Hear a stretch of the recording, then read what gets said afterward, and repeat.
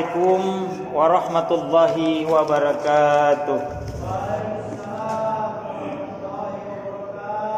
Alhamdulillahi rabbil alamin, wassalatu wassalamu ala asrafil anbiya'i wal mursalin wa ala alihi wa sahbihi ajma'in. Qala ta'ala fil kitabil aziz, a'udzu billahi minasyaitonir rajim. Ahasiban nasu ayutraku ayyaqulu amanna wa hum la yuftanun. Sadaqallahul azim. Wa qala Rasulullah sallallahu alaihi wasallam likulli ummatin fitnah. Kaum muslimin yang dimuliakan oleh Allah Subhanahu wa taala. Pertama-tama marilah kita panjatkan puji dan syukur kehadirat Allah. Karena dengan nikmatnya kita dapat berkumpul di Masjid Al-Ikhwan ini, Jalan Bunga Wijaya Kusuma Pandang Bulan pada tanggal 5 Mei 2021 atau bertepatan pada tanggal 24 Ramadan 1442 Hijriah. Yang saya hormati orang-orang tua kami, sepupu kami, tokoh-tokoh masyarakat, alim ulama yang ada di desa Padang Bulan ini. Yang saya hormati juga ibu-ibu yang kami cintai. Alhamdulillah sudah ada kemajuan saya rasa ya. Alhamdulillah berkah semua. Tapi intinya apapun kita tetap memaknai Ramadan itu betul-betul dengan makna yang hakikat. Inilah mungkin Ramadan kita yang terakhir. Mudah-mudahan kita bisa berkah. Syukur-syukur bisa ke Mekah. Bisa main-main di Musdalifah. Pulang-pulang nanti mana tahu bisa buat sawah. Syukur-syukur bisa beli rumah. Syukur-syukur lagi bisa beli mobil mewah. Bisa tambah lagi untuk bernikah. Kalau saya bilang begitu cemburu di bubuk semua. Enggak betul nih Pak Ustadz ini. Masa pulang-pulang langsung nikah. Alhamdulillah. Tema kita pada malam ini adalah, yang pertama adalah tiap-tiap manusia itu diuji dengan semua. Yang saya katakan tadi, ahasiban nasu ayutraku ayyaqulu amana wa hum la yuftanun.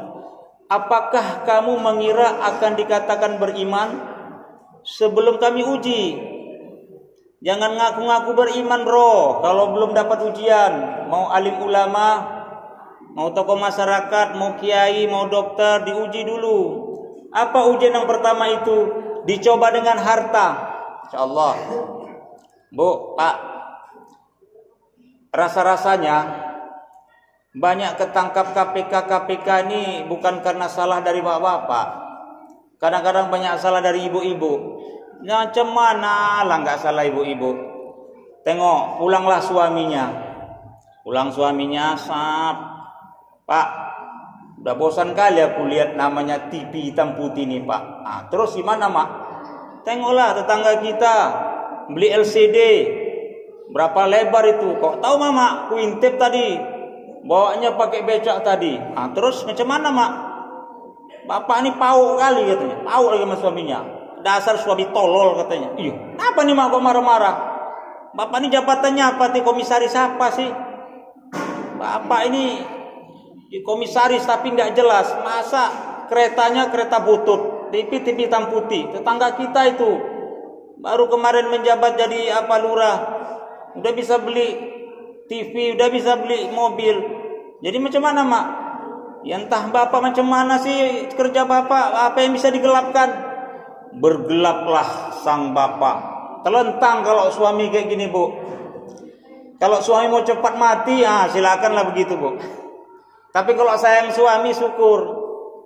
Terakhir apa? Digelapkannya entah apa. Gol pula lah sang suami itu. TV hitam putih nggak terganti, suaminya gol pula. Kan jadi janda. Betul kan? Betul Bu. Janda lah suaminya. Terakhir jandanya ada 4 Bu. Janda ada 5. Pertama janda kembang. Kenapa janda kembang? Ditinggal mati suaminya. Ini semua tergila-gila. Yang tua yang muda tergila-gila. Ada janda Maria, ada janda Sukiem, janda kembang, ditinggal mati suaminya. Banyak orang ke masjid kadang-kadang Pak, ya otomatis pertama nggak ada masalah, bukan karena lihat jandanya, lihat janda ya juga, apalagi cantik. Yang kedua bertakwa kepada Allah ya juga, dapat duanya pahalanya itu. Yang kedua ini janda kuncup. Macam mana janda kuncup nih Pak? Janda kuncup baru kawin suaminya udah gul, kasus narkoba segala macam gul suaminya, janda kuncup. Sedih kali janda kuncup, baru kawin belum apa udah gul. Yang ketiga janda Pak, janda top, tua ompong peot. Memang kalau tersenyum orang pada lari semua, tapi pajeronya bro ada 2 di rumah. Pilih sekarang, bapak-bapak mana mau? Mau janda kuncup atau janda top, tua ompong peot? Yang betul aja Pak. Ini masa-masa pensiun kita ini kritis Pak. Janda top, pajeronya 2, harga pajero sama lagi apa itu? Dan kose udah berapa itu? Berapa M? Baru yang keempat nih janda kembang kempis. Janda kembang kempis ini Pak, setiap mau masuk Ramadan timbul. Mau Idul Adha timbul lah Pak. Ini janda kembang kempis. Awak pun prihatin lihatnya. Namanya janda kembang kempis. Enggak Bapak perhatikan, nanti perhatikanlah mau Idul Adha, Idul Fitri, datanglah itu janda kembang kempis. Kalau Bapak kira-kira orang-orang yang mau menambah jodoh, ambil sajalah janda kembang kempis ini Pak. Tapi izin dulu sama ibunya ya Bu ya. Rela kan Bu? Janda kembang kempis. Yang terakhir apa? Janda bolong. Janda bolong ini Pak, Bu, semua janda memiliki, semua ibu tergila-gila sekarang. Makanya banyak bunga yang potnya pada hilangan semua itu. Kenapa? Disikati sama janda-janda bolong katanya. Pak, aku kehilangan bunga. Kenapa? Berhilangan bunga semua. Rupanya bunga janda bolong yang hilang semua. Masya Allah. Ini. Jadi semuanya diuji. Kalaulah kayak gini kita Bu, dengan suami, Masya Allah, bentar lagi suami itu enggak pun lama, sebentar lagi KO-nya itu. Macam mana lah Bu? Tetangga beli kulkas itu Pak, tetangga beli kulkas Pak, kulkasnya 2 pintu. Jadi kau mau berapa pintu? 6 pintu. Tetangga beli kulkas dia kedinginan, tetangga beli kompor dia kepanasan, tetangga beli apalagi mobil dia masuk rumah sakit. Wih. Tapi kalau kita legokan enak kan, tetangga beli mobil ya kan, Masya Allah. Mas, kapan kira-kira ke Bukit Lawang habis lebaran? Kira-kira kayak gitu Bu. Ini enggak, tetangga beli mobil enggak cakapan lagi dia. Itu rezeki dia Bu, enggak bisa kita ukur rezeki kita sama rezeki orang. Enggak usah jauh-jauh. Anak kita aja enggak sama rezekinya. Ada satu direktur utama, ada satu direktur komisaris. Ini nggak sama semua. Ada yang nomor 1 lagi Wak Labu, ada nomor 2 Wak Kempes, nggak sama. Itu rezeki. Itu diuji semua. Kalau kita bisa hebat menghadapi ujian harta ini Bu, saya angkat tangan. Maka kalau bisa Bu, kalau mau panjang suaminya Bu, berdoalah Bu. Janganlah minta macam-macam. Syukurlah Pak. Kita masih ada sepeda butut. Alhamdulillah. Tetangga sana jalan kaki kemana-mana. Iya ya, syukurlah kita ada kaki. Mantap ada kaki. Tetangga sebelah kakinya puntung. Kata tetangga yang puntung kakinya, syukur aku kaki puntung katanya. Kawan sebelah sana nggak bisa jalan lagi. Di tempat tidur aja duduk dia. Kata yang duduk ini, syukur aku masih duduk. Sebelah aku lewat kemarin. Ini rasa syukur.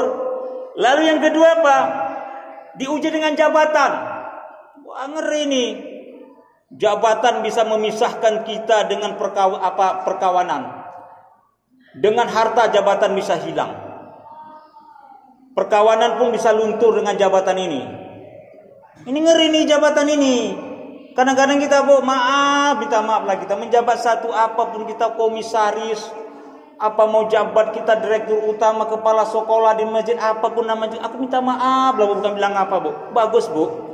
Kita kayak tukang parkir lah Bu, Pak. Tahu tukang parkir gitu? Tukang parkir Pak, Bu, banyak mobil, banyak kereta, tapi nggak sombong dia. Tukang parkir Bu, Pak, banyak mobil Pajero parkir, mobil apa lagi? Yang paling harga tinggi berapa? Parkir.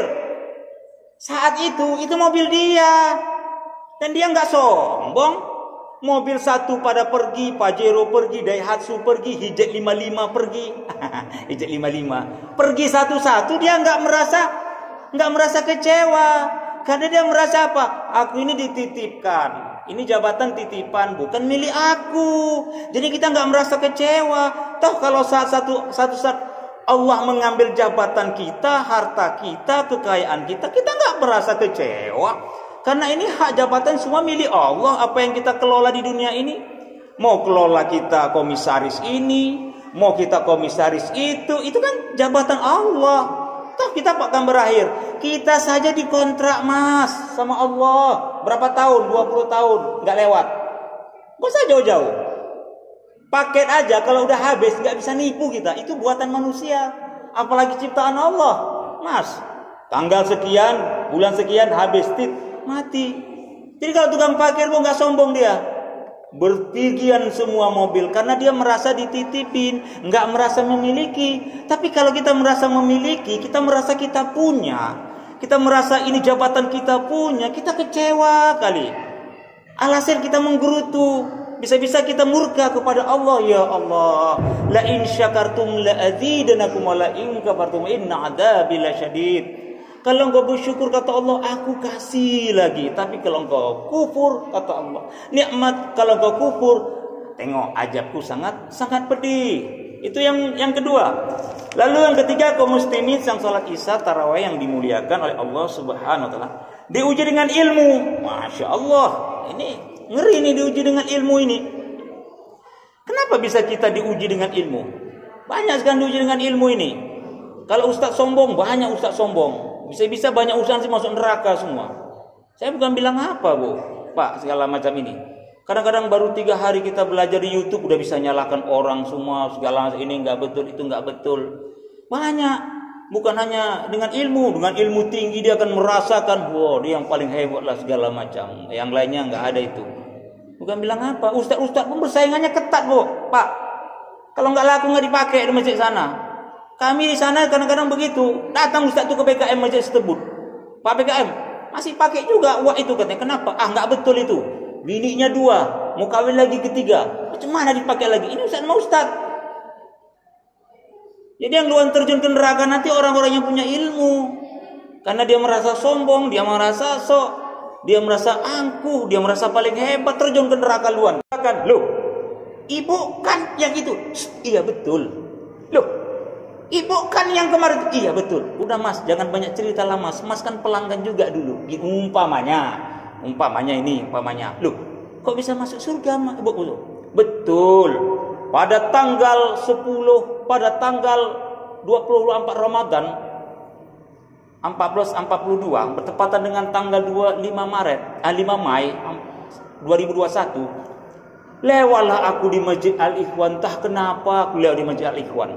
Masuk gang Masjid Al-Ikhwan, ku tengoklah ada ustadz, dibilang ustadz, nggak jelas, dibilang nggak jelas profesinya ustadz juga, pakai baju batik-batik dia. Dia ceritakanlah keberkahan Ramadan ini, pintu taubat dibuka. Ku dengarlah ceramah wah itu kadang-kadang antara dua juga, kadang ustadz ku tengok, kadang-kadang di pinggir jalan juga wah itu. Jadi karena waktu cerita keberkahan, aku langsung taubat. Ya Allah, Ramadan ini aku berlimpah air mata, aku menangis ya Allah. Selama ini dosa-dosaku ya Allah, aku titipkan ya Allah kesalahan aku ya Allah, aku beriman. Masya Allah, apa enggak mantap? Datang wah itu di masjid aja kerjanya, dikira udah masuk surga.